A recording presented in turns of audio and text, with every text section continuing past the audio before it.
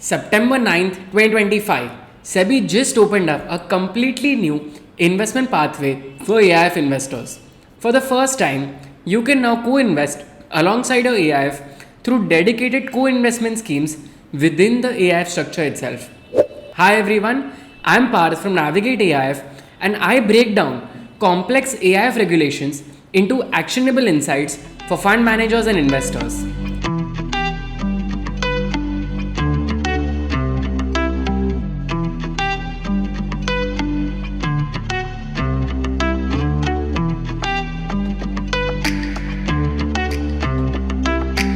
Today, we are breaking down SEBI's brand new co-investment framework where SEBI has created an entirely new vehicle called co-investment schemes, which we will be calling CIV schemes in this video. These are part of the AIF structure and allow accredited investors to make direct investments alongside the fund. So this structure is only open to accredited investors, not to any other investors in the fund. In this video, I have analyzed the circular and the regulatory framework. So let's break down what this means for investors, fund managers, and the broader ecosystem. Part 1. Let's start with the basics. What is co-investment? Well, traditional private equity fund model provides that when you invest in a private equity fund or a venture capital fund, here's what typically happens, right? So you may commit 10 crore rupees to, let's say, a fund called ABC Venture Capital Fund. The fund has total commitments of 500 crores from 50 different investors. The fund manager then invests 5 crore rupees in one company, we can call it company X, which is 1% of the total fund deployed. Your exposure to this company X would be 10 lakhs because you have 2% share of the 5 crore investment.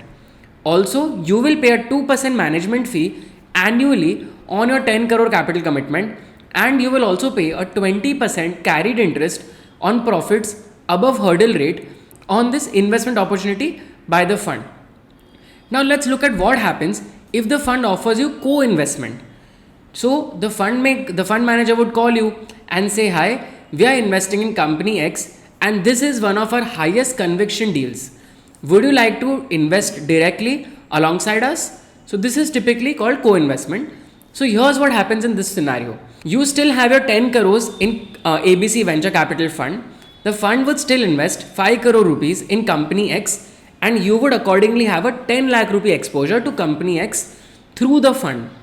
Additionally, you would be offered a chance to co-invest another 30 lakhs in company X. Therefore, a total exposure to company X is 40 lakhs. In the first scenario, it was 10 lakhs. Also, you pay zero management fee on that 10 lakh rupee co-investment and you typically pay no carried interest as well. However, the fee and commercial terms depend deal to deal and also on how you negotiate with the fund manager and what the fund manager is willing to offer. Why is this so powerful? Well, for you, the investor, firstly, you get professional deal sourcing. The fund manager does all the work such as sourcing the deal from the network, conducting extensive due diligence, negotiating the terms and valuation with the founders, structuring the investment, and you benefit from their expertise without paying the full fees. Second, an increased allocation to winners in the fund. So fund managers typically offer co-investment opportunities in their highest conviction deals, and you get the opportunity to concentrate your capital in those opportunities which the fund managers are most excited about. In our example, for instance, you got a 4x exposure wherein you normally get lesser exposure. The third benefit is massive fee savings. No 2% annual fee on co-investment, and typically you would also have reduced or no carried interest. The fourth and best is that you get access to exclusive deals. Many of the best opportunities aren't available to individual investors or companies because companies prefer fewer, larger and sophisticated investors. So co-investment gives you access to institutional level deals for making investments. Now, what are the benefits for fund managers? Well, the first is a fundraising advantage. Large institutional investors such as pension funds, sovereign wealth funds, etc. These funds typically always require co-investment rights. So they'll put these rights in the side letters and they typically always want these rights. Second, managers can't raise capital from major LPs without offering such co-investment rights. This is a competitive necessity even to managers operating at a global level. So Indian fund managers competing with the global guys would need this framework to offer co-investment rights to the large ticket investors. The second is a larger deal capability. Say the fund has 500 crore rupees and wants to invest 50 crores in a company X. So that would be 10% of the fund size. But if the company is raising a 100 crore round and the fund has the structure of doing co-investing, the fund can actually organize 50 crore additional funding from co-investors and complete that round. That would allow the fund to lead the round and maintain its influence. The third for fund managers is LP relationship building. By offering best deals to LPs, this strengthens the relationship with them. This also increases the likelihood that the investors would invest again in the second round of the fund manager. Section 2, Part 2, SEBI's new regulatory framework. Now that you understand what co-investment means and why it is valuable, let's talk about how exactly co-investment is done in India and what is SEBI's regulatory framework for making co-investments. This will also help you understand what exactly has changed. Until now in India, co-investment for AIFs was primarily done through the PMS route, that is a portfolio management services route, which are regulated under a separate SEBI regulations. Managers were required to get a co-investment PMS license called a CPMS license to offer co-investment opportunities to the investors. Now SEBI has created an entirely new pathway for co-investment called the CIV scheme route, the other co-investment scheme route within the AIF structure itself.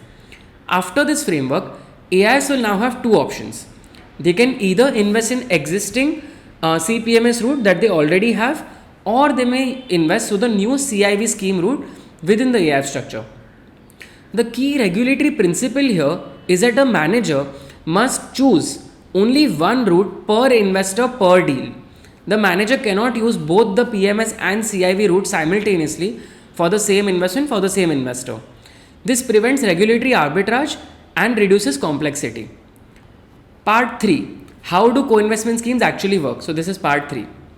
Now that you have understood how SEBI regulates co-investments, let's break down the mechanics of the new co-investment schemes, which we will call CIV schemes. First is the requirement of filing a shelf PPM with SEBI.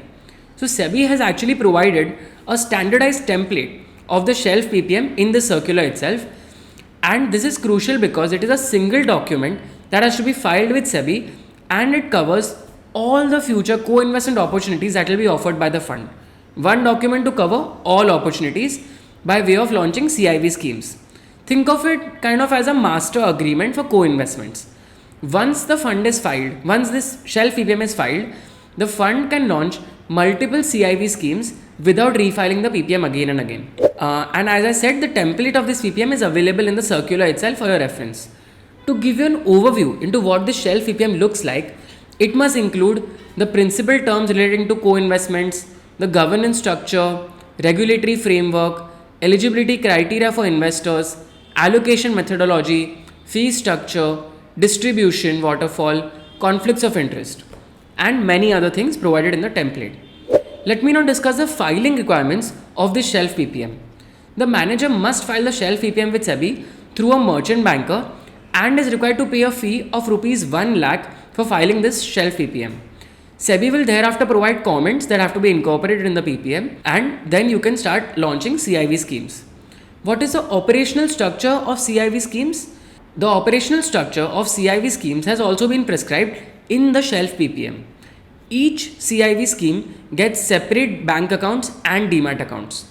The assets also are completely ring fenced from each other.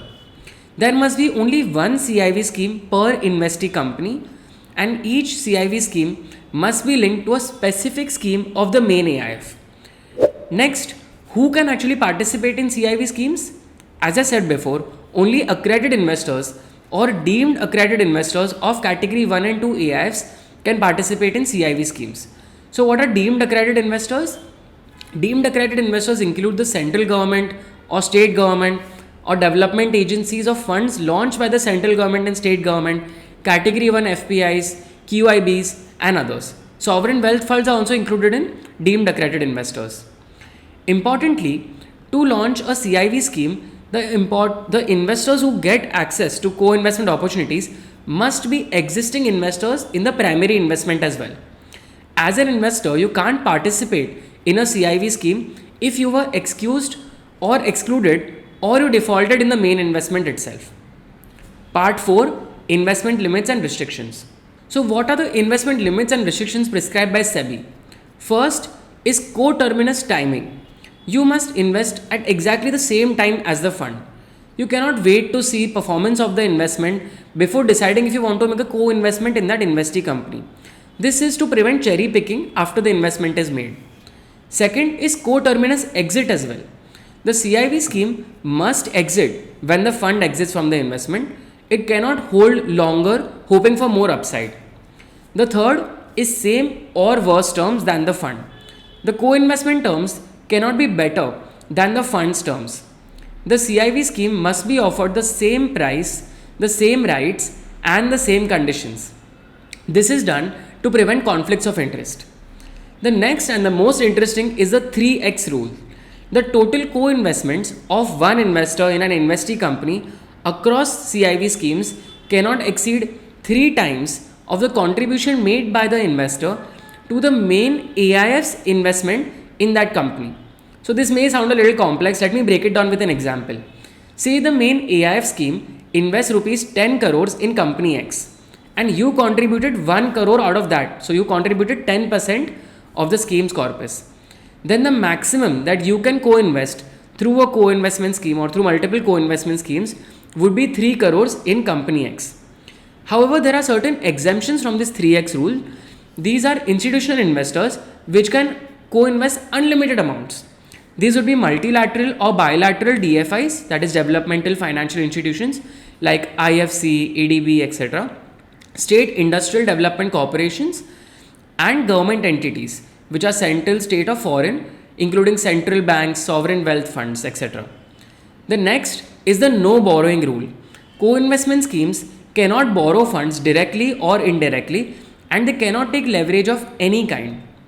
Section 5, Investment Restrictions and Compliance.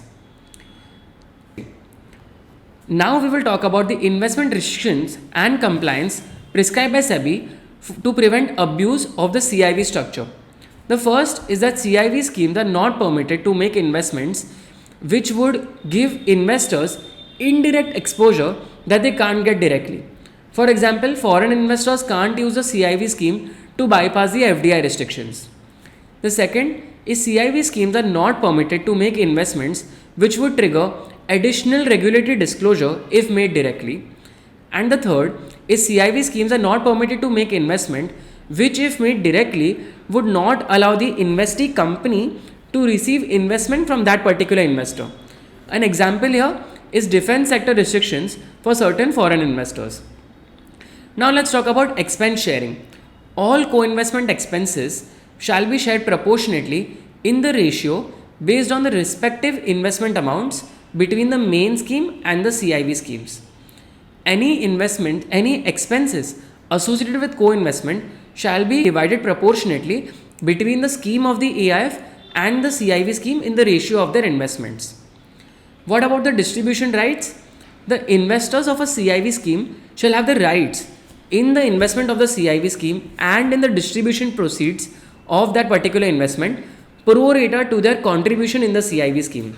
We are seeing this pro rata rights come in most of the new circulars prescribed by SEBI after SEBI circular last year on pro rata rights of investors in AIFs.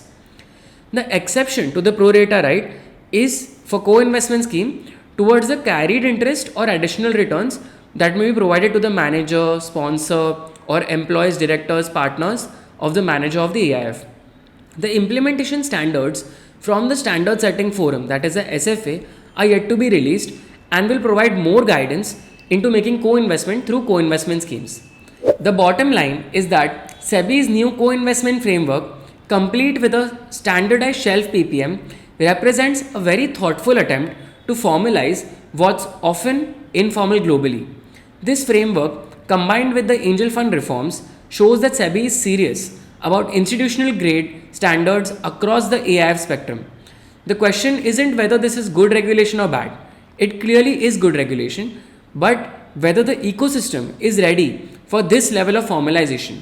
Are you a fund manager trying to decide between PMS and CIV routes, or are you an LP wondering if co-investment rights will be offered and how to negotiate them better? Reach out to us at Navigate AIF. We would be very happy to help you out. If this deep dive into SEBI's co-investment framework helped demystify a complex regulation, hit the like button and subscribe for more videos on AIFs and providing regulatory analysis that cuts through the jargon. Thank you.